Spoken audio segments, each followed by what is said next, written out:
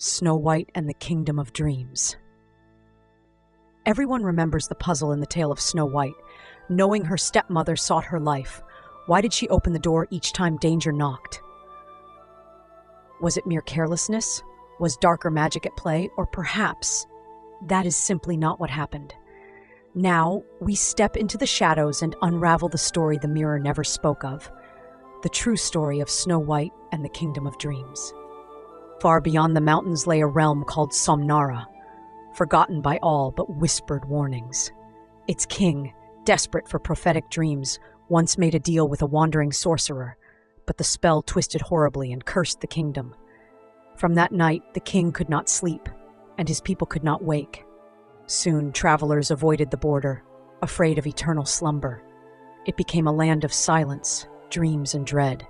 When the huntsman spared Snow White, she fled down an old, hidden path, arriving in Somnara as the sun faded. She knew the stories, streets filled with dreamers, a sleepless king trapped in endless wakefulness, but nowhere else was safe.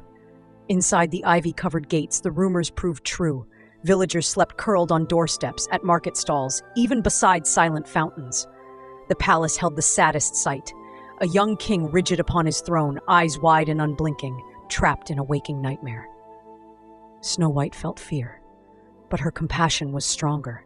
She draped her cloak gently over the king, tidied the dusty throne room, and rested by the cold hearth. That night, dreams came for her, rich and strange. She wandered through a twisted cottage with 7 small beds, each marked by names unfamiliar, yet comforting. But before she could ask why, knock, knock, knock, a door appeared from nowhere. Her feet betrayed her, pulling her forward. Behind it stood her stepmother, just as she always appeared, offering scarlet laces. Snow White knew this was a dream, yet she could not resist. The enchanted silk tightened around her waist, stealing her breath as darkness overtook her. She woke gasping, dawn spilling through stained glass.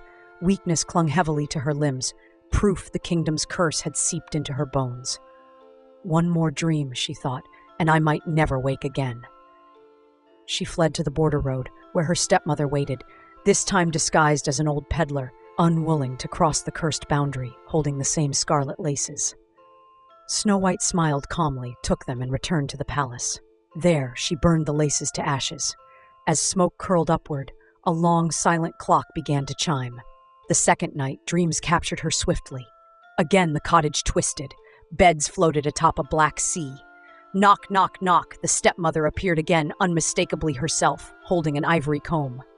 Snow White knew she was trapped in the dream, helplessly drawing the comb through her hair. Agony surged, darkness claimed her once more. Waking drained and trembling, Snow White crawled toward freedom, only to find her stepmother at the border, now disguised as a street merchant, offering the same deadly comb. With quiet resolve, Snow accepted it, returned to the palace, and broke the comb with a dagger.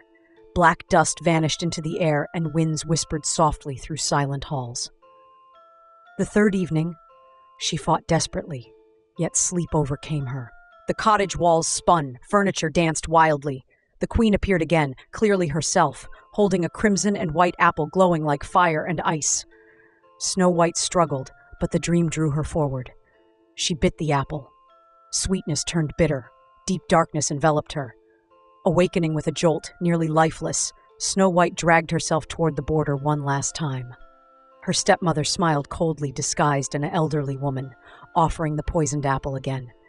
Snow took it, murmured, "I am hungry," and stepped back into Somnara. Summoning every ounce of strength, she staggered to the throne, sliced the apple in 2, and pressed the crimson half to the king's lips. He swallowed. Instantly, his eyes fluttered closed. Sleep embraced him at last.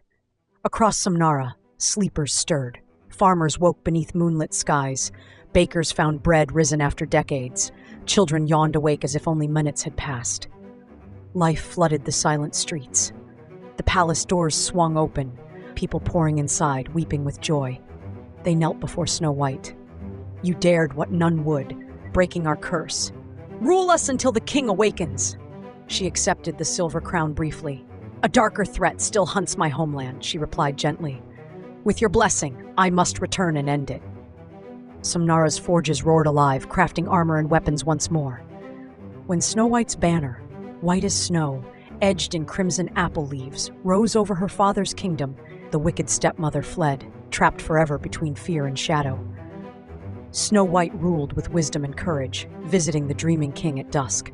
She learned dreams held power, not merely dangers but insights to be heeded, confronted, and rewritten. Never again did she open a door unprepared, for she knew now that bravery was not just facing danger, but transforming it into hope. And that, dear listeners, is the true story. How Snow White, caught between sleep and waking, turned poison into remedy and awakened an entire kingdom. May we all be as brave when fate knocks at our own doors.